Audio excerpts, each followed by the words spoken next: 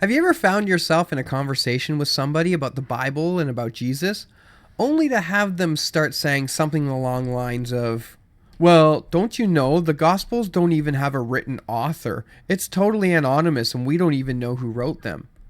Well, if you've ever run into this before, I've got something here for you. Hey YouTube, it's Dwayne here. So today we have something a little bit different for you. We are going to take a look specifically at the claim that the Gospels are anonymous and we can't know for sure who wrote the four Gospels. So we are going to take a look at three different types of evidence that will show us that we can reasonably believe that the Gospels are attributed to Matthew, Mark, Luke, and John, and that we have a really good basis for suggesting this. So before we get into it, why don't you hit the like button below and subscribe, and we will get into it. Okay, so as a refresher, we want to talk about those four Gospels. And of course, the Gospels are the place that we learn the most about who Jesus is. They are, in fact, just like a narrative of the life of Jesus from four separate perspectives. Now, the claim is that these Gospels had been written anonymously, and there is a little bit of truth to that, because the names of the authors do not appear in the main text, at least attributively. So how did these Gospels get like that? How do we attribute those names? And so there's a couple ways in which we can do that. The first evidence, remember we talked about three pieces of evidence. The first set of evidence is that the manuscripts which these Gospels were written on actually contained the titles themselves. So for the Gospel of Mark, it would say Mark in the top, or as was commonly done in those times, they would often put the title at the end of the text. So you would see the name Matthew there, or the name Mark, or the name John or Luke. And I'll have a couple examples here, some very specific examples, so you could see that that's the case. So among these manuscripts, the oldest ones that we have are actually ones that have come out of Egypt. So Alexandria, Egypt is like a major source of these manuscripts. And they were written on papyrus. And because of the kind of dry and arid climate in Egypt, they had been preserved for a much longer period of time. And so they've made it to us today. I want to take a look first at Papyrus 4. The name Papyrus 4 is just a way to designate them, and I'll have some links below in the description where you can actually go see these or read up a little bit on them. But Papyrus 4 was dated to be somewhere around 175 to 250 AD, and it's the oldest manuscript we have that contains a title, and it contains the title for the book of Matthew, Kata Mattheon, and you'll see that. I'll put the image right here.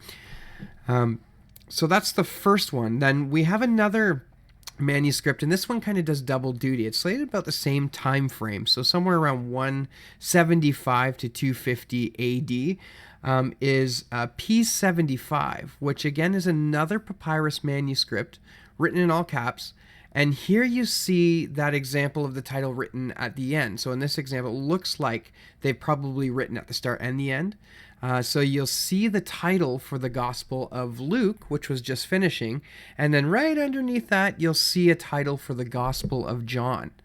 So you can see that these titles were placed on these manuscripts very early on. And of course, you have the Gospel of Mark, which is in, I think the earliest we have of that is in Vaticanus and Sinaticus, which are two manuscripts, again, in the description below. And that will give you a attestation to Mark around 350 AD, again, a little bit later, but nonetheless, it's there. Now, concerning the first three Gospels, or the first three that we talked about, Matthew, Luke, and John, I purposely tried to find a very early one because I wanted to catch a time that was before the Council of Nicaea. Not because the Council of Nicaea necessarily disproves anything, but most people who object to the dates will say something like, the Council of Nicaea changed them. But that's not the case. The Council of Nicaea had nothing to do with some of the things that are popularly attributed to, like adding books to the Bible or things like that. But that's another story. So let's continue with what we're doing here. The second evidence that I want to offer to you is going beyond the manuscript tradition. We have attestation from the early church fathers. So these would have been some of the leaders of the early church up to the mid-3rd century, so up to around 250 AD. So we have 3. I'll give you an example of 3 of these things, and the first one will be Irenaeus, who lived between 130 and 202 roughly. And he writes about the following things. The Gospel of Matthew, he says, was published among the Hebrews as a gospel in writing. The second one, he refers to Mark, saying that Mark wrote as Peter's interpreter. The third item, he talks about Luke, which he was, quote, a follower of Paul, and it was set in the book to the gospel preached by Paul. So he's attesting Luke with Paul. So this is the same Luke we read in Colossians, the beloved physician. The great physician is Jesus, not Luke. And then he writes of John, stating that he was living in Ephesus in Asia. So we have attestation of the authors of the Gospels from Irenaeus. Now, our earliest that we have is from Papyrus, and he writes from 60 to 130, somewhere around there. And he actually talks about Mark. You remember in the manuscript tradition, we had a little bit later attestation. We just didn't have anything before that. But here with the early church fathers, Papyrus writes of the Gospel of Mark that he was also the interpreter of Peter, and he wrote down whatever he remembered. Now this is coming from Papyrus. And then our last one we'll take a look at here is Clement of Alexandria. And he wrote again between 182 and 202 AD. And he has a bit to say. So you can take a look at some of the writings of the early church fathers. Again, I left a link below in the description, and you can actually read these documents. There's a translation from the Greek into English, and in some cases from Latin into English. But these are some of the sources that I got this from. So Clement quotes the Gospel of Luke. He says, in this specific writing, I think he was trying to prove the date of some of the Roman rulers.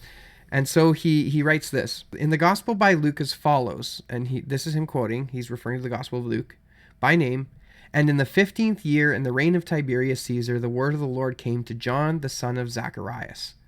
Now, Clement was using this to prove his theory about Roman timelines, but he quotes directly from Luke 3:1, chapter 3, verse 1, and attributes it directly to the Gospel of Luke. So he's named Luke there. So again, Clement does this like a similar thing with the Gospel of Matthew, right? He writes this. Let me read the quote here. And in the Gospel, according to Matthew, the genealogy which begins with Abraham is continued down to Mary, the mother of the Lord.